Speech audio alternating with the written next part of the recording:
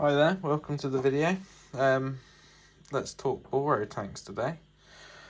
So I got myself this SAN AIO all-in-one kit, probably the start of January, so about 2 months ago or so now. Yeah, about 2 months ago. And with the shift tank, I had a few issues in the first day or two really, so I was getting a lot of moisture come through this bowled piece here. It might have been the back actually, so yeah, it would be this side here, so I don't know if you can see very well, but the tank has almost got a little bit of a flex to it which can be pushed down and you can see the liquid sort of rises up through it. That caused a few issues in the first sort of week or so. My supplier had sent me out another shift tank, really early serial numbers there, so I don't know if that might have had something to do with it. It's also quite a low one, so they're sort of first kits manufactured, I suppose. So they kindly sent me out another one. They told me to change the O-rings as well, so I did that. Still getting a leak through the back, like I said, where the glass doesn't quite touch the seals, or when it gets hot and it moulds slightly.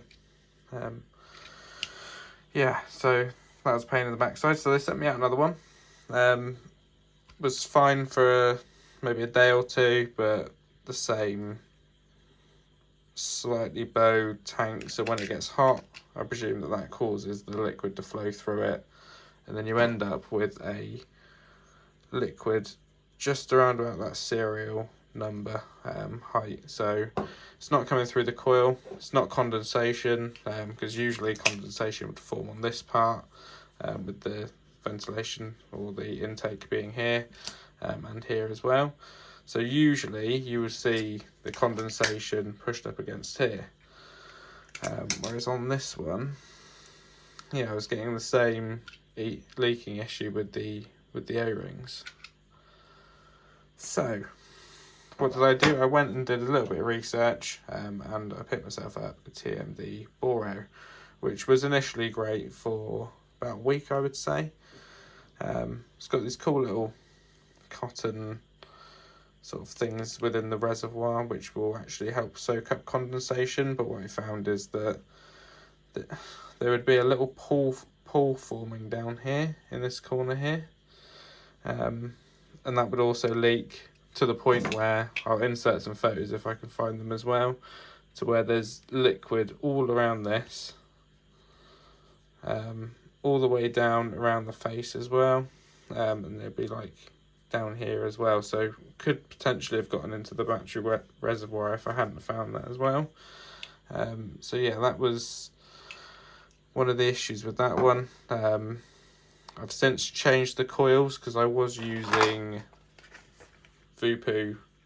wasn't using the TW30s, I was using it was TW30s, not the TW20s, which are the 0.2 ohm coils.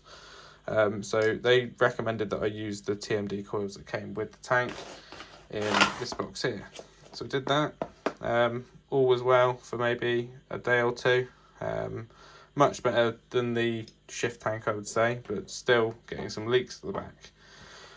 So I did some more research. I think at this point I'm just going to have to buy a rebuildable one and take the plunge, but it's the whole having to buy all the different coils and things, and I know that I'm going to end up going down a rabbit hole and potentially misbuying something and then it doesn't work. So I just thought for now this is the easiest one.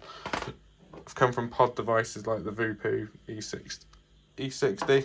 I've also got this as a backup as well, and then a few other various sort of pod devices around as well.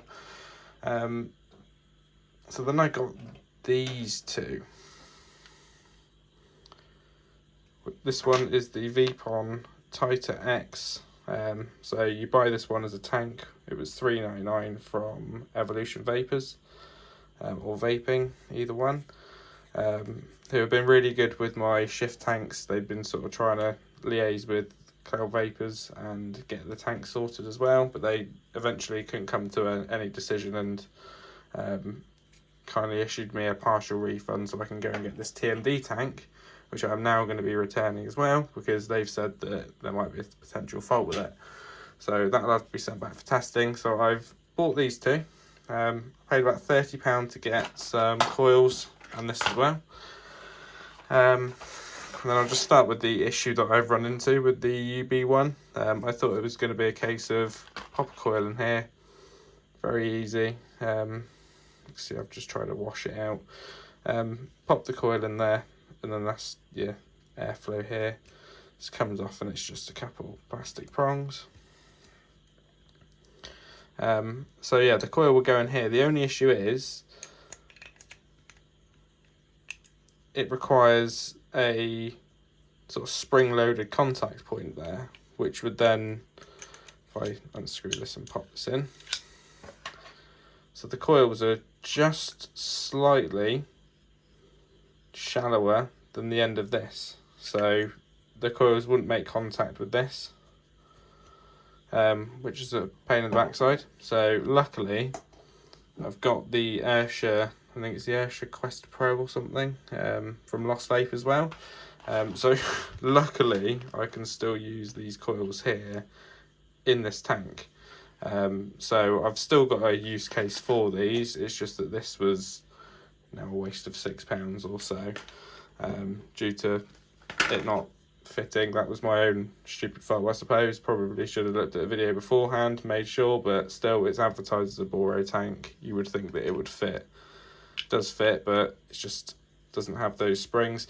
I presume that the Lost Vape Centaurus A60, or is it B60, either one, would fit this, probably because it does have that sort of spring action contact point on it, which is a bit of a shame. Leaves me with the VPON, which I bought because the issues that I've been having with these, the Shift and the TMD, is that it was leaking on this bottom seal. So I thought if I went with a tank that doesn't have a bottom seal at all, and it's just one uniformed piece with the top that pops in and out, as well as the chimney and then the coil.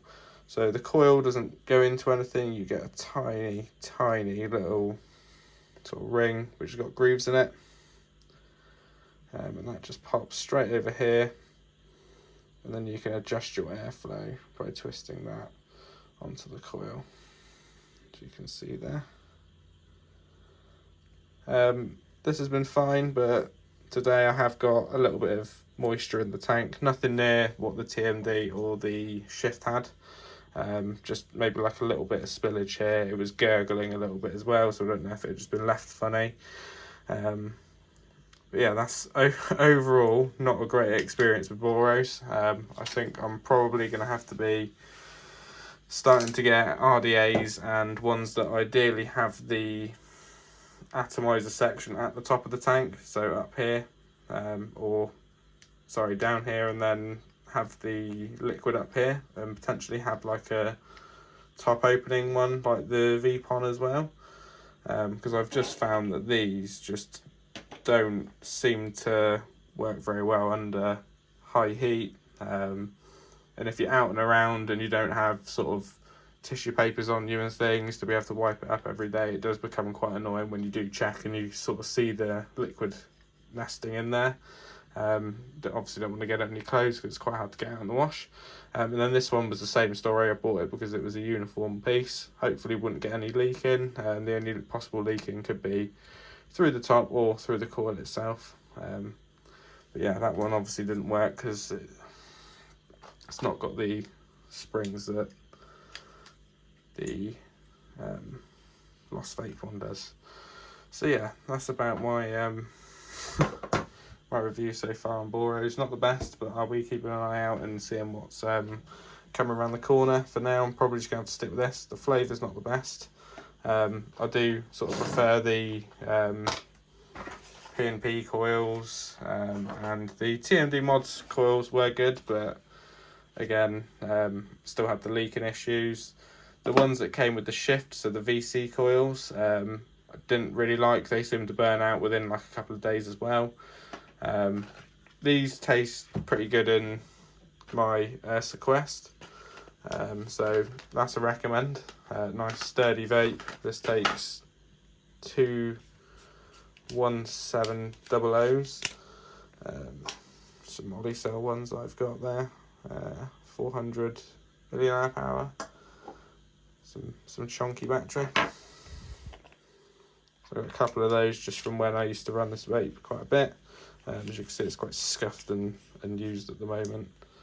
And then this one's just going to be my nice takeout if it's not leaking, which is a shame because I would like to just daily drive this, especially with the cost that it costs. It's probably cost around about twice what this did actually.